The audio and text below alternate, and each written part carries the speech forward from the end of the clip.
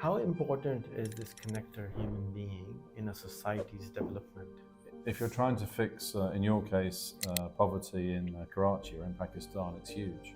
It's huge because this top-down control-driven institutional thinking doesn't work in networks. You can only survive in a network if you're open, random, and supportive, ORS. You can't survive. One of the most efficient networks is Twitter, or X, as it now is. It's entirely open, it's completely random, and if you're not supportive, you'll die in there. It's not easy to get that mindset. They don't know how to fix it. They're just throwing things at it, hoping it might work. People don't know how to do that. What's happened now is people feel unsafe on dating apps. They feel unsafe on Facebook, unsafe on Twitter, unsafe on Instagram, unsafe on TikTok. They feel unsafe on all of these platforms because they can't verify any of the data. And of course, with AI, you don't even know whether any human is posting the data now. Is it all being posted by these AI bots? Am I talking to a bot?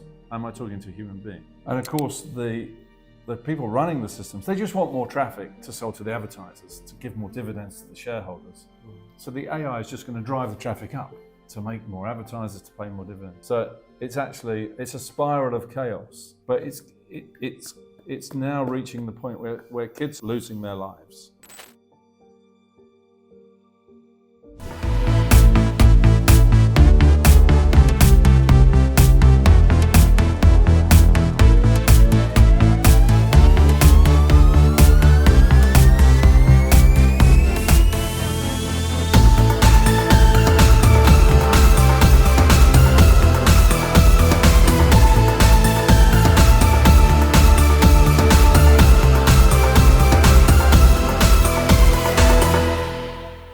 So hi everyone, I am extremely, deeply, passionately honored to meet this amazing man, Mr. Thomas Powers. My brother from another mother, Bertola, talks about him all the time in all his talks, and he's the one who got me connected to him. Thank you, Bertola. He founded one of the first business social media communities. The first. The first. 1998. Before LinkedIn was born. 4 years. Amazing. And he has been connecting people, I'm guessing, most of his life, even before that, probably. Yeah, 30 years. Yeah, 40 years. I'm 60 next Tuesday, so yeah. Oh, happy birthday. 40, yeah, I've been connecting people for actually more than 40 years. Yeah. Tell us what was the first event that you did for connecting people? Do you know, it's crazy how it started, but there's a supermarket chain in the UK called Waitrose. Mm-hmm. Have you heard of Waitrose? And my first job at 16 was on that delicatessen, serving the meat and the cheese, the cheesecake, the salami. And that's where it all started, really. I didn't realise that until... Making the salami meet the cheese? Well, kind of, because the way they set up a delicatessen is you have the meat, then you have the salami, then you have the cheese, and then you have the cheesecake. So you have this sort of starter, main course, dessert process. And you take people along the counter, and the counter's maybe 5 or 10 meters long. But what I noticed is that people were starting to bring the same thing back over and over again. Request the same kind of food over, thank you. Request the same kind of food over and over again. So I started to memorize what people ordered, right? Because I realized if Rehan was coming, he'd like this kind of ham, he'd like this kind of salami, his wife would like this cheese, and his kids would like this cheesecake. And I realized I had this memory where I could remember every single thing that you wanted. Then, as I started to learn people's names and their food habits. Is that what, did you want to connect with them? Did you want to be friendly with them? Or? Well, first I was connecting with them and their food. Then I started to discover that I could introduce them to one another if they ate the same food. Right, so it started with simple. Then I realized I could connect people together because they like the same sports. They like cricket, or they like football, or rugby, or tennis. Then actors started coming, actors and sports presenters started coming in from the movie stars, Oliver Reed and Dan Maskell from Wimbledon Tennis, Dennis Norden, who had a TV show. And I started to realize, oh, I can connect the actors. The actors don't necessarily know each other, or the TV stars don't know each other. And Is this because it was in an area, the Waitrose was in an area where all these posh people were living? I mean, Sorry to interrupt. really, they only put Waitrose in those kind of areas. It was. Waitrose is a premium, higher price store, it'd be fair to say, wouldn't it, John? Yeah. They target that audience. That's not to say that everybody who goes to Waitrose is wealthy, Right. but probably 1% of them are. But I just learned this memory thing, retain data, keywords, Metadata. food, metadata, tagging. And then I started to be able to realize I could hold a lot of this data in my head. And then much later on, I was about 19 or 20, I went to the Chamber of Commerce in Croydon. And Is that where we're living? my father had sent me to college there to study business and finance and marketing. I didn't know what any of those things were, but he said, you need to go and study in London, and you need to study these subjects. And I didn't know what business or finance or marketing was at all. I had no idea. He said, oh, you need to get connected into the Croydon Chamber of Commerce. I said, why? He said, well, you need to know everyone in the Chamber of Commerce. And I went to the Chamber of Commerce, and I realized I could remember everyone's name and what they did with one meeting. So It was a gift. But I'd never really had any gifts at school. I wasn't academic. I wasn't particularly good at mathematics. But I just had this memory for But your gift was different. names, tags. So, Pakistan, Rehan, Karachi, 40 million You knew who followers. to connect with whom, what basic points. And so when I met my wife at 24, she said, why are you always going out networking? You're always going out networking. You're always going to conferences and events and parties and dinners. I said, what do you mean? What else do you do with your life other than play sports and go networking? And she said, well, there's lots of other things to do. I said, but I like sports and I like networking. Always going to a conference and always at another breakfast, lunch, dinner, all the time. And so she had the inspiration for Academy in 1998 and said, we've got to build a system to connect all your friends together. So you can stay more home. Well, it was really to try and get it on the internet. Yeah. Yes, to stay more at home, but also because there were so many people who used to come to the house. Every night there'd be somebody coming to the house to say, who do I speak to about this? I want to have a career in that. I want to have a career in that. And because I knew so many people, because always at networking. So you were the connector already, and did you realize it that you were the connector? Because there was no term like this back in the day. I didn't really realize it until I was at Microsoft in 1996. As a job? I was sort of consulting for them. And they put me in front of Steve Ballmer, who was second in command, and said, can you explain all this stuff that you do? That you do? This sort of connecting and networking stuff. And I was thinking, this is one of the most successful people in the world, and I've got to try and put it together for him. And one of the guys introduced me there. There was David, Sean, Neil, Terry, a whole load of people. But I can remember the date, when you meet someone like Steve Ballmer, it was the 31st of January, 1996. I can remember the date. I can remember the name of the hotel. I can even remember the name of the registration on the car that took me to the event. And this is nearly 30 years ago. And Alan Sugar, when I was Alan Sugar's PA, Lord Sugar, I was his assistant. Who is this? He's the guy who does the Apprentice TV show. Oh, okay. So I joined him in 1986, and he had a great team, Malcolm Miller, and he had a brilliant memory. So I developed my memory with him. Anyway, Terry introduced me to the Microsoft people, the team, and he said, "This is Thomas Power. He's a networker." And I sort of went, "I'm a networker." And I said to Terry, what is a networker? He said, "That's what you are." I said, "A networker? What is a networker?" And I'd not really heard it as a Terminology. It's kind of like a noun. It's like a name. And he said, "You're a connector. You connect us all together at Microsoft and Amstrad and BT. You're a networker. You connect us all together." And I explained this to Penny, and she said, "I think this is some kind of business.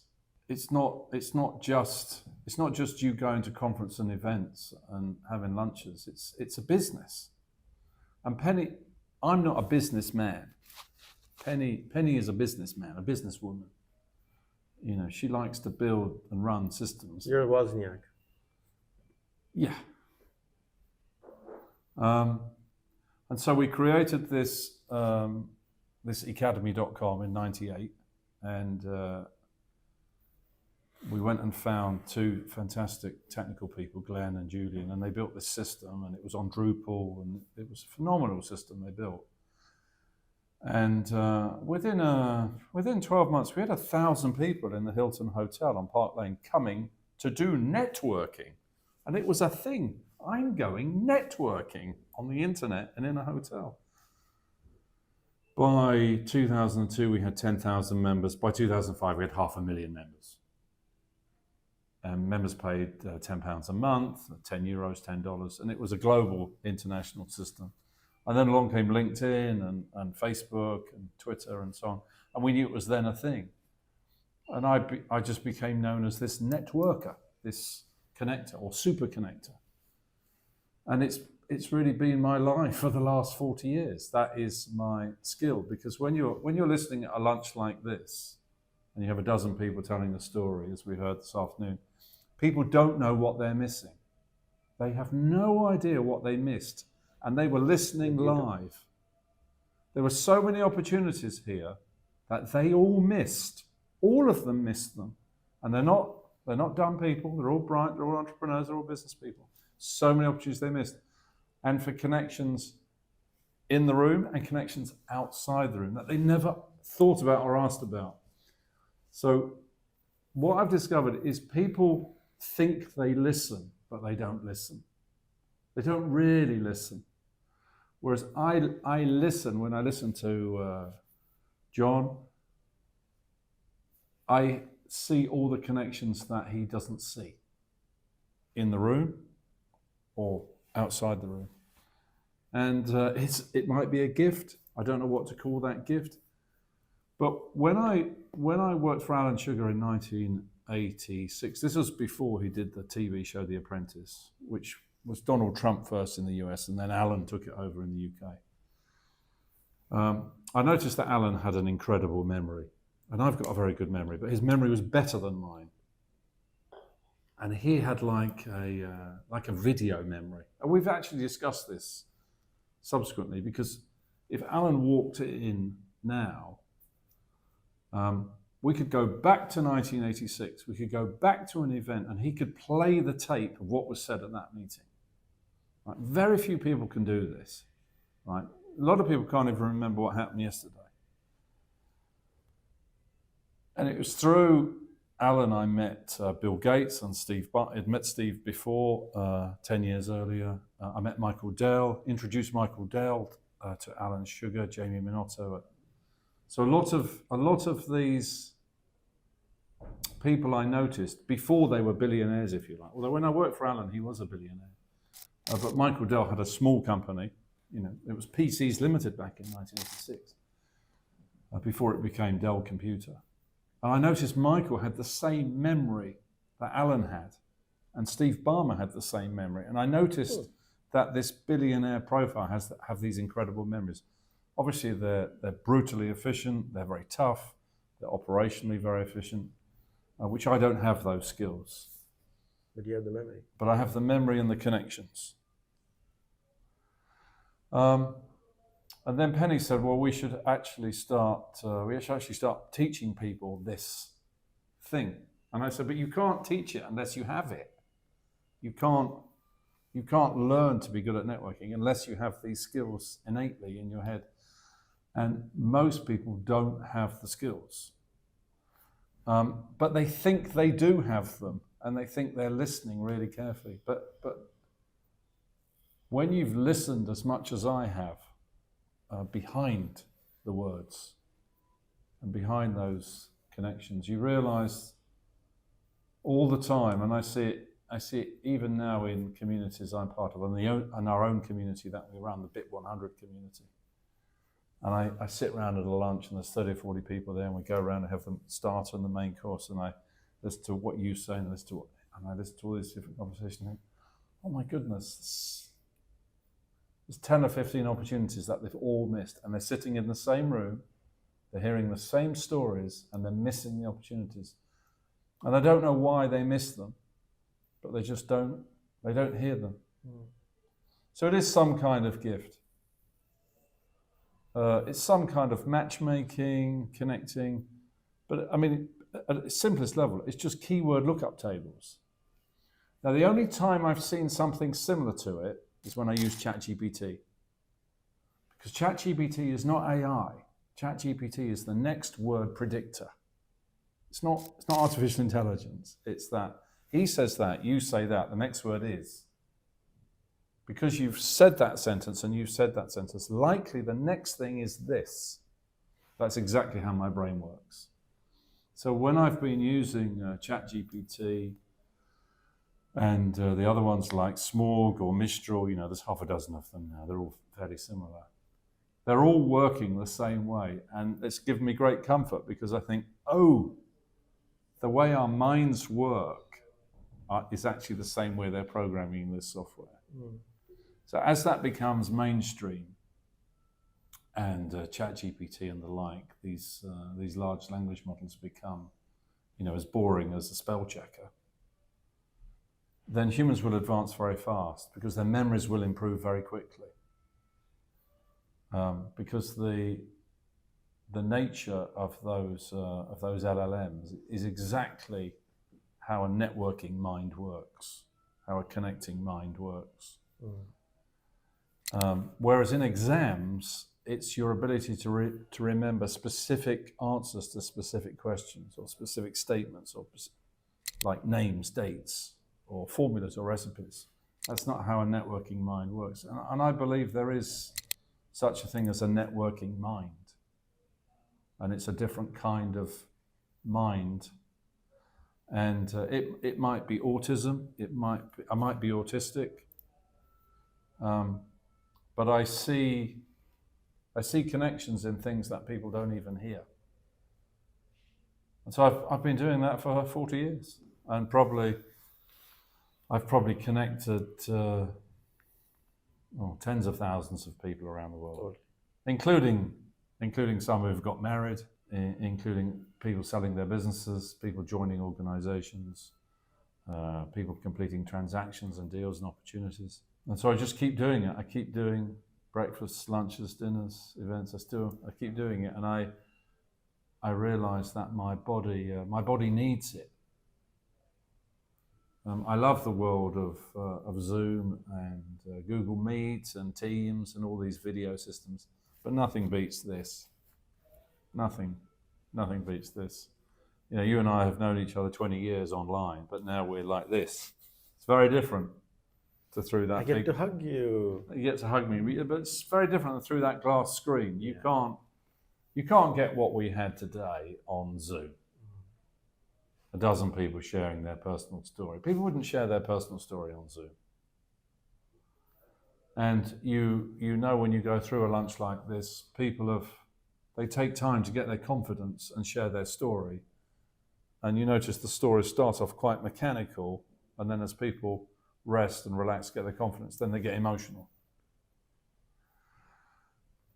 And it's only when you break through to that sort of alpha, beta, delta, theta down into where you get the keywords, where the matches occur. And as the great civil rights leader, Mayor Averell said, people People don't remember what you say. They don't remember what you say. They don't remember what you do. They only remember how you make them feel, what you leave them with. And when people are in business, they talk about what their products do, what they do. It's all very mechanical, task-based. People only remember how you make them feel. And so you have to get deeper. And it's only through networking and questions that you see who that person really is and find out what really matters to them. And it's not likely to be their products and services. Not to say they're not important. They need those to feed their kids and put a shelter above their head. But what really matters is who people are, not what they do. And I like to know who someone really is. You know, you have 3 sons and 3 daughters. What if I was with them, I'd be asking them, what kind of relationship have you really got with your father and your mother? And I'd go really deep. And they would tell me everything. And they would only just know me, but they'd tell me everything because I give the energy that I really do care.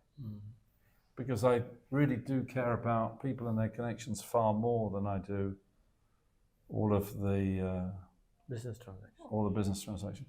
Because they're all outputs of trust. When people feel comfortable and they trust, then those things complete anyway. It's the hard bit is at the beginning when people first meet, because they're not sure about you, they don't trust. I mean, even today here we have a dozen people for lunch and you see all a bit nervous and stepping around each other and should I say that or shouldn't I say that? Can I say that? Can't I say that? They're nervous.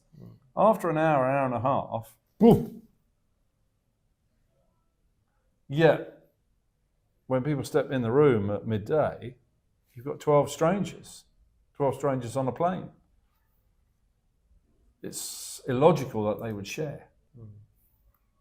But now you'll find these people will become friends for life once I stick them in a WhatsApp and they follow up and chat and talk and have coffee. And so you can advance groups very quickly, but people fail to do this in companies or in organizations generally because they focus too much on the product or the service, not the individual's real intimate self, all the things that are going on around them and all the connections they have in their life. Look how surprised people were when they discovered your connections or John's connections or Minnie's connections. I didn't know I was coming to a lunch where I'd meet those people. I didn't even think about I'd meet those people like that. Never even crossed their mind because they think they're listening, but they're not seeing the real connections. And there's a whole lot more that was missed. So yeah, I'm interested in the science of networks because I think Reid Hoffman and Mark Zuckerberg have made a mistake with LinkedIn and with Facebook. And they made quite a big mistake. And it's around the groups. Groups can't be bigger than 100 people. Even 100 is a lot. If I stick you in a room with 100 people and I say, Rehan, I want you to meet these 100 people, it's a lot of work. It's going to take you a while.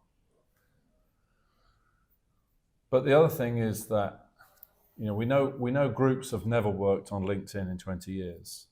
We know groups on Facebook have got wildly out of control. And these platforms are now so big, they're out of control. And groups of people have to be managed, they have to be vetted. And even in a group as small as 100, you have to, if you get them all to meet each other, they'll pick their favorite 30, they'll do business with 6, they'll get their 3 best friends. That happens every time. And in military terms, a platoon in the military is typically 30 men or women. And because they operate very efficiently together, 30. In a pack of wolves, when they take on a buffalo, there's typically 30 wolves to take down a buffalo. It's hard to do with a big... So operating in groups of 30 is very efficient.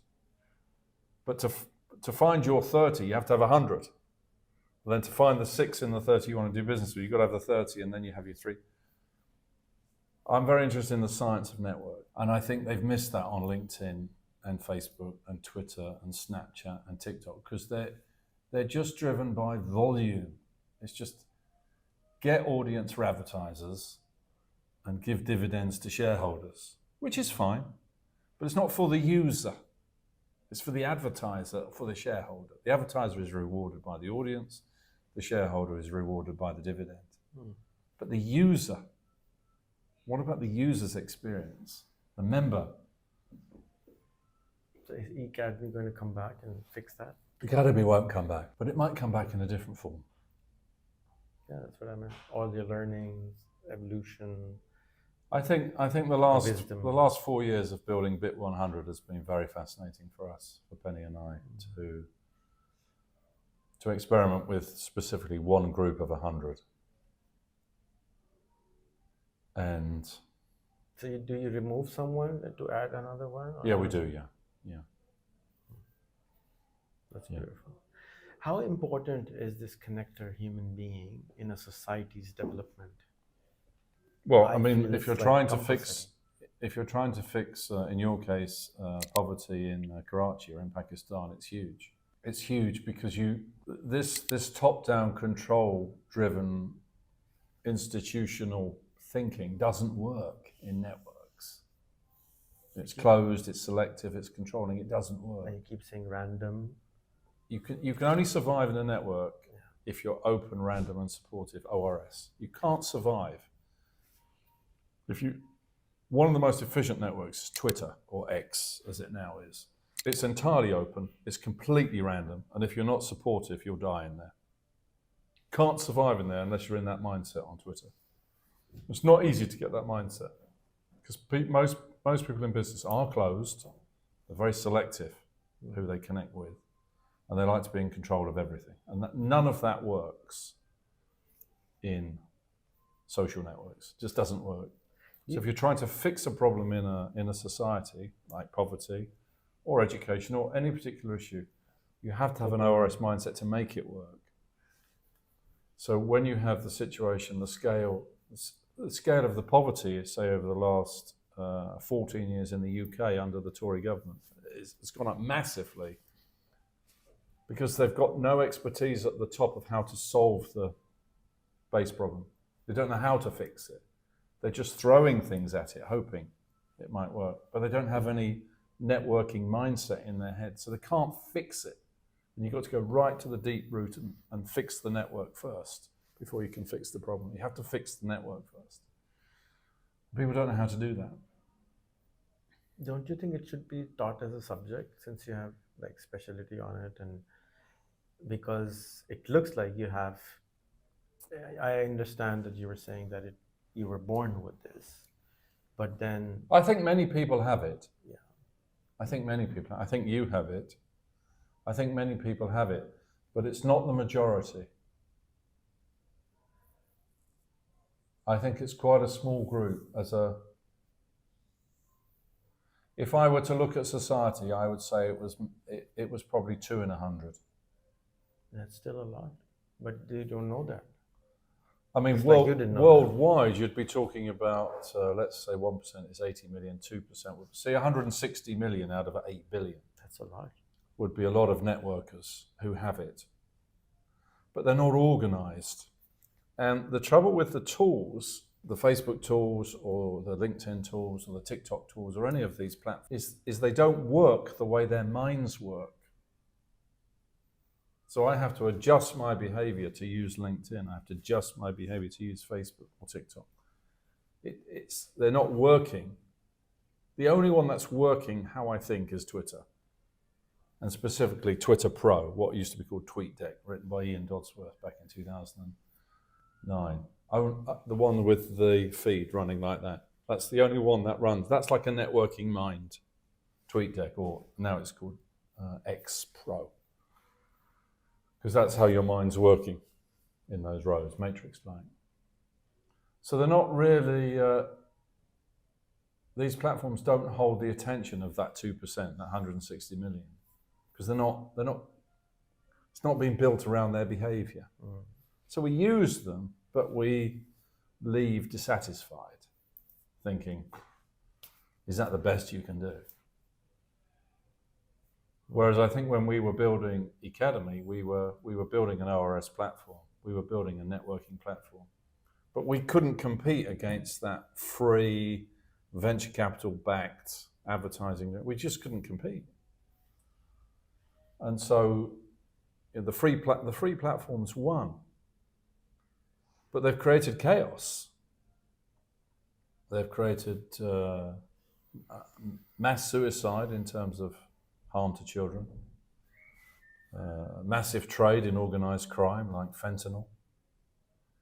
We see the Senate hearing last week in the US, and all those senators saying, these chief executives, you've got to let the parents sue you, because those platforms are closed, selective, and controlling. They're not networking mindset platforms, so they get accused of being bully platforms or abuse platforms or child porn or perversion platforms or drug dealer or organized crime.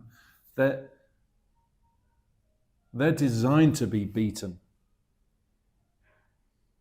because networking minds know how to beat these kind of systems. So they're unsuitable.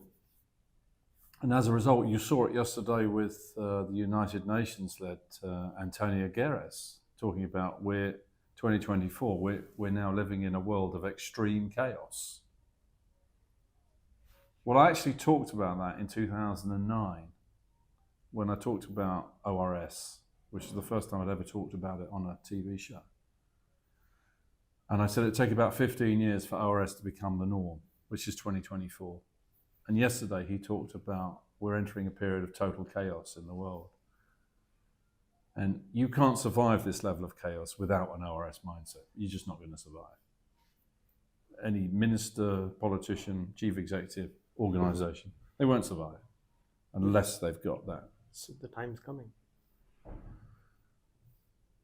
But you see, we're now living with these systems that are causing this chaos. And these systems are being funded by venture capital and advertisers to be free for the user. And because they're free, people are going to die. And people are dying and have died. Because that system has run its course. They've had their day. We've had 25 years of these systems. And they've just created chaos. And the chaos is getting worse. It's just getting worse and worse and worse. What we've got is a few big platforms. What you need is lots and lots of small. You need lots and lots of small intimate groups. So you need big, small, lots of small. What we've got is a few big. Doesn't work. Thus chaos. So a social network for X kind of people, a social network for X kind of But people. tiny groups. Yeah. Tiny 100, groups. as you said. 100 people or less, within an hour of your home, all vetted, for every topic. But a giant group of 1 billion people with 10 million in every city, where the politicians are only just realizing it now, but I've talked about this for a long time over the last 15 years. This creates anarchy and civil war. And what we've got online is, well, we're walking into it. You can feel it. You can feel it in politics, you can feel it in companies, you can feel it in government, you can feel it in society. You can feel it, the angst. Can I have you expand on this, where you said 100 kinds of people, but only an hour away from your physical space? Yes, because what we've got now is we've got an epidemic of loneliness. People are suffering from chronic loneliness. And you think, well, how is that possible? We've got all these dating apps, we've got all these social networks. how could people possibly be lonely? And it's because they don't know how to fit into these systems. And I think it was, who was it said? Wayne was talking about the fact that people feel bullied just because people celebrate their holiday or celebrate their win or their job or their, I'm inadequate because, so even people's posts are causing people distress because people don't know how to post even properly to not harm their peers or their friends. So that has to be trained, that's got to be educated. But you can't do that in massive groups. You've got to do that in small, intimate groups.